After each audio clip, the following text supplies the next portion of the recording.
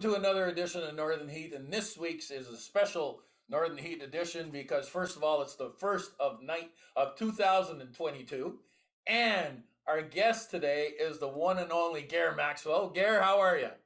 I couldn't be better. I'm living the dream here in London, Ontario, Bob.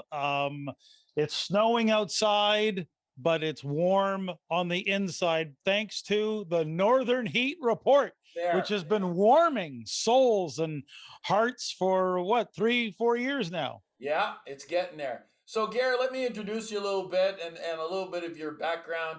You and I have been friends for quite a few years now in our humble beginnings of working together at Brunswick Mines. And now you've turned into a keynote speaker, the #1 author in Canada for 2022. And you're a brand strategist. You're getting into a whole pile of different things that we did way back when. And you've just put out a new book. You wrote a new book. You put it out. It was published and put out there to purchase back just before Christmas. And so tell us a little bit about Big Little Legends. Well, Big Little Legends, thank you, Bob. And really, all kidding aside, it really is an honor to be here on the Northern Heat Report because this program actually represents an extension of what Big Little Legends is talking about. It's really about how do everyday leaders build irresistible brands, and to the point, how do you do it universally in any product or service category? And the thing about Legends, and I stumbled onto this a few years ago, and the question is why? Why are we going to study the enduring, the origin of legends and what makes them irresistible? And the great thing about legends is that they hold universal appeal, specifically as it relates to this intangible, invisible magnetic force that can somehow influence buyer behavior. So whether you're in a small to medium-sized business and you're trying to attract the right customers, you're trying to earn some attention in the market, stand apart from the noise, you're trying to get the best talent on your team, you're trying to build a brand with credibility and equity, Big Little Legends is the metaphor for the small to medium-sized businesses who have actually proven that they can do this. And one of the examples, Bob, as you know from the book, is a Dollar Shave Club, for example, who appeared out of nowhere seemingly and really challenged the 800-pound gorilla in the razor blade business called Gillette, owned by Procter and Gamble. But down the road from Bathurst, New Brunswick, we have Canada's huggable car dealer featured in chapter 2 of the book. And Jim Gilbert, he was, when he and I met, he was the small guy on the corner lot. He had, 5 employees. They were doing about $1.2 million, $1.3 million a year in terms of annual revenue, selling an interchangeable product. And 4 years later, when we discovered the story and really worked that story, then he's grown to become this, $50 million business and the largest independent used car dealer in all 4 Atlantic Canadian provinces. So the point and the thrust of Big Little Legends is this: how do you create something larger than life, no matter what category or industry or product service you represent? And it's interesting because Gair, you and I have talked about I don't read books. But I sat down at Christmas and I started reading this book and I couldn't put it down. And I really enjoyed reading it because you tie in, like you said, small business owners, people that we know, like I know Jim Gilbert, and tied in historical brands and what they've done and how they've been able to become who they are today and how that's been attached together. So it was great. And you're a history buff, so there's a lot of history in here, which is great. You were pulling all that together in at the same time. And I really loved how it flowed all the way through. So I guess my biggest question to you is, I'm a believer of your philosophy. I've been working with you now for 2 to 3 years. And in that, what I'd like you to explain to me in your words, because Northern Heat comes from you.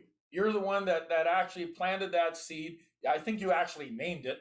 And so, my hat's off to you for doing that.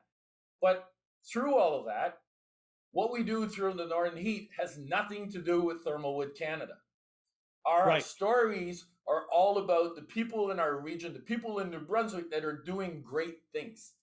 And so, how does that equate to bring a business to your door and being able to promote your brand? That's a fabulous question, Bob. And I think all of our viewers will really be able to plug into, because you're the live demonstration of this philosophy in action. Now, in the book, we dig into this in chapter 9. So from a brand strategy point of view, first of all, you need a completely different message and one that is uniquely your own. In your case, Bob, Thermalwood Canada, it would be Northern Heat. Right? Makes sense. You produce thermally modified wood. You're in the northern part of the province. Northern Heat, though, is also an interesting metaphor, if you will, or an idea about bringing the heat and making a difference. And for as long as I've known you, you've always been the community guy. You've always been about promoting the community, the northern part of the province. And Northern Heat was a great way to capture on a weekly basis, well, who's actually bringing the heat and making a difference in the community? And I've watched many, like dozens of Northern Heat episodes. I remember you were out in the snowbanks at the golf course one day. Okay. I remember you and Brian Kenny, for example. You had Frank McKenna on when the Acadie Bathurst Teton won the Memorial Cup. You were there front and center, in the midst of that celebration. In other words, you're a media company first and you're a manufacturer second. No different than Red Bull, which is all in chapter 9. Red Bull is a media company that happens to sell an energy drink. Thermalwood Canada is a media company that happens to produce and manufacture thermally modified wood. And that's how you get your brand known, recognized, using these wonderful tools like the internet, like Facebook video, YouTube, and all the other platforms. Why? Because, Bob, as you know, Thermalwood Canada is global. You've got customers in Scandinavia, they're in Europe, they're in Asia.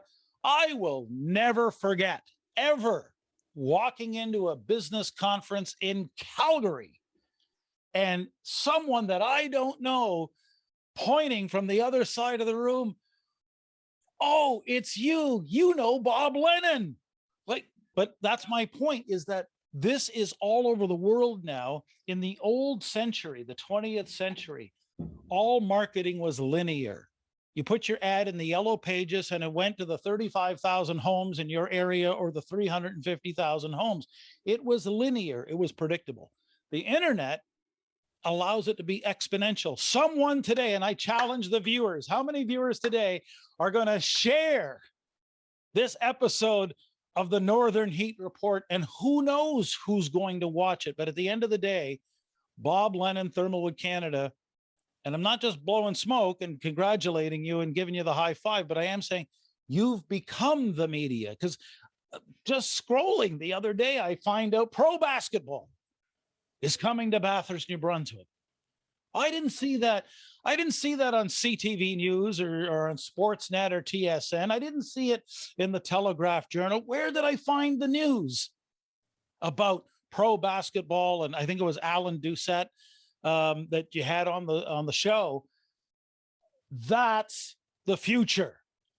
And the great thing about what you and Jonathan and Pierre and everyone at Thermalwood Canada, you recognize the future. I think it was back in 2018 of how this was going to play out. Yeah. Our first meeting was in October 2018, or November 2018, when we were heading to Boston to a trade show. Yeah, and then through consistency, in this case, you do it every week, through consistency and sticking to your core theme, which is around the value of community. Doesn't matter whether it's the Chamber of Commerce, doesn't matter whether it's, people in nonprofit sectors, et cetera, or artistic communities, musicians. Bob, you've been a flag waver for your community. And that is something that, anyone can do. Now, community may not be everyone's cup of tea. As you know, we work with clients all over North America, and we've got people, for instance, who build their brands now on the internet around. Well, just yesterday I was talking to some our friends from Ohio. They've built their whole thing around the golden rule. We've got people out in Beaumont, Texas, who are building their hydraulics company around the fact that they never back down. And that's what they are. They're for people who don't back down. Meanwhile, in Calgary, Alberta, Charles Glen Toyota, they are Alberta's celebration destination. They go on Facebook video every day with stories of celebration, with corresponding cakes and cupcakes. This is what's, I think, so wonderful about the world we live in and the opportunities that are out there. Anyone can be the story and be their own media company in a way that reflects who they already are. But the big thing is too, is that, let's just take what we're doing. We've reached out to over 1 million people since we started doing this. Well, there's not 1 million people in Bathurst. Nope. So just think about it. It's spread. And so there's people that listen to this all over. You never know who's going to pick up on it. And then they'll turn around and they'll go and well, who's this company? And then they'll Google it, and then that helps. The other part too is that the more views you get, the more reach that you have, it pushes you up on Google. And so if anybody's searching a particular subject, wood, we float to the top. And so what I'm hearing you say is this philosophy and methodology of doing things applies to any small business. Any small to medium-sized business, which, by the way, for definition, Bob, and I just worked with an executive group out of South Florida just before we hopped on. And just like I explained to that group, small to medium, in my view, is anyone from about a $10 million a year or so revenue to like $1 billion. Believe it or not, $1 billion isn't that big a deal. It sounds big to some, but compared to what? Apple, 3 days ago, became the world's first $3 trillion company. Like, there's lots of them. How do I say this, Bob? $1 billion just isn't what it used to be. Yeah, okay. Exactly. Unless you live in the Maritimes. But my point is that there's a range between 5-10 million in annual revenue to $1 billion. There's your space. That's not Starbucks. That's not Coca-Cola, Nike, Ferrari, Disney.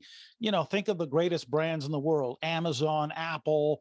No, those brands, they're in the stratosphere, right? They're at a whole other level.